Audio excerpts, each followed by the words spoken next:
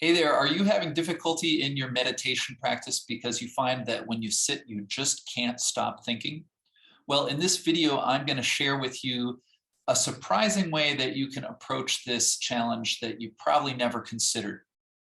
Hi, my name is Seth Dellinger. I am a certified Feldenkrais practitioner, and I have a long time meditation practice. I've always been an outside of the box thinker, and I really love helping people who feel stuck in their lives to find more ease in their bodies, in their minds, and their relationships by helping them to notice patterns and habits that they may not have even realized that they had, and opening up new possibilities through creative awareness practice.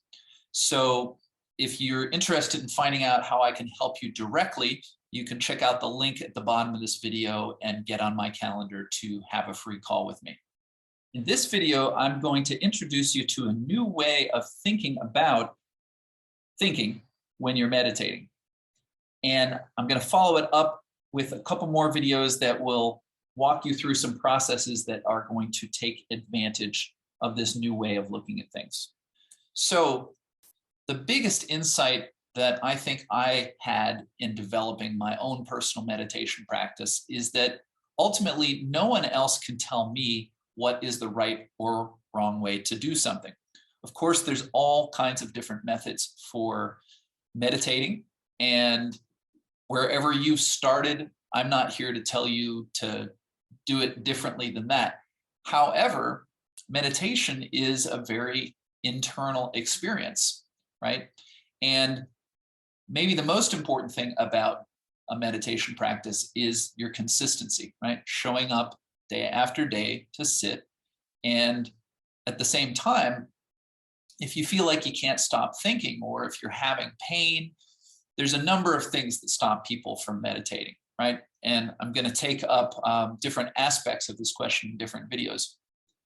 But you need to sometimes be able to give yourself permission to break the rules, whatever those rules may be that you've been following, whatever procedures you've been trying, and give yourself a little bit more permission to experiment.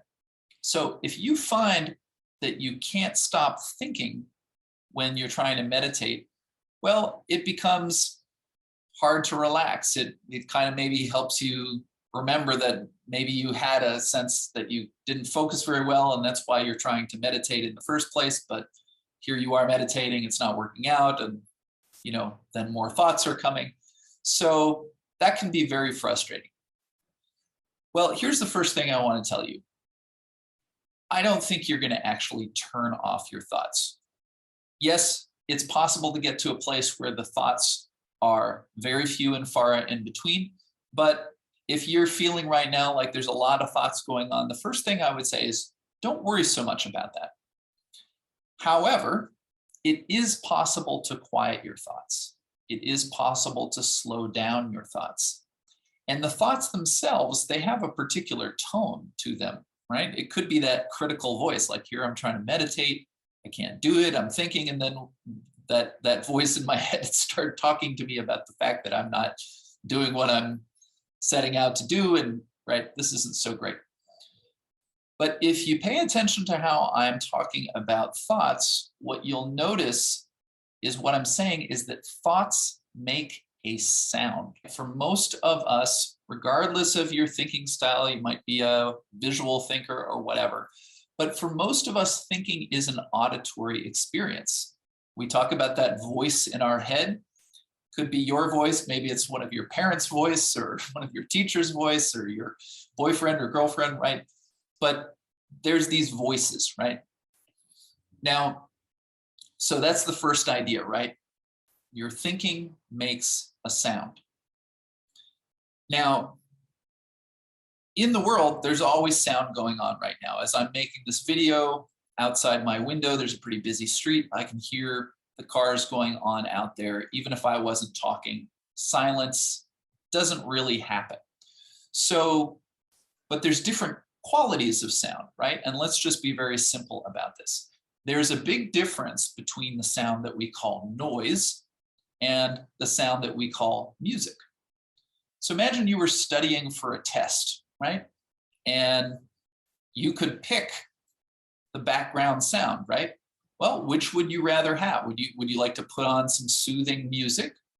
Or suppose there was a jackhammer outside, there was a construction project right outside your window.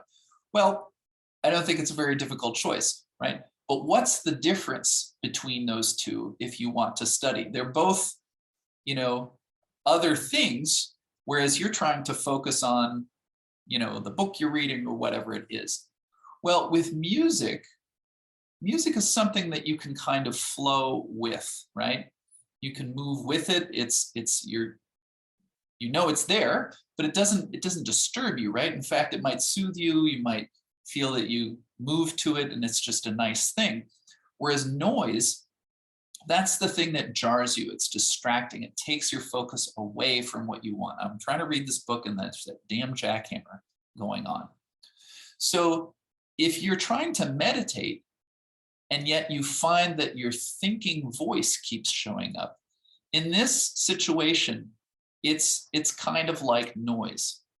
So again, if you think of that jackhammer, you're trying to study and there's a jackhammer going on, what kind of expression do you think you would have on your face?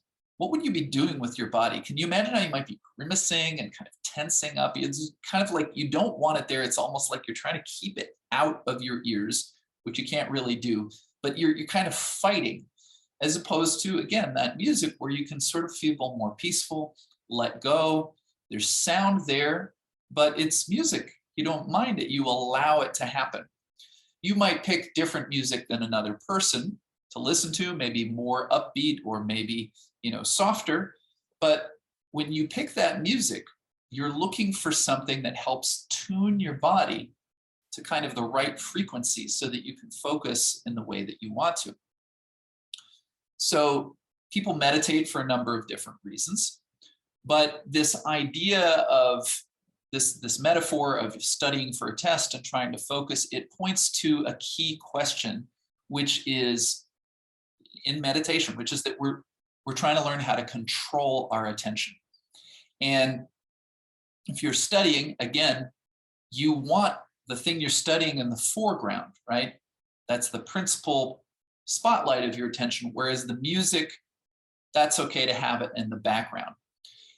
In meditation, the thoughts, which can be noisy, right? We want to put them in the background and we have something else in the foreground. Most likely it's going to be your breath. Maybe it's a mantra. It could be a focus on bodily sensations. In any case, this is the model that we're going to work with here, right? Your thinking makes a sound. That sound is experienced as noise. And so we want to learn how to put that noise into the background so that we can put our practice of meditation, again, let's just assume you're working with the breath, we can put that in the foreground. Okay, so hope that makes sense. Your thoughts make a sound, and that sound is something that we can relate to in different ways.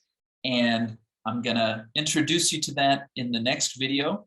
So you can check that out right here. And look forward to seeing you next time.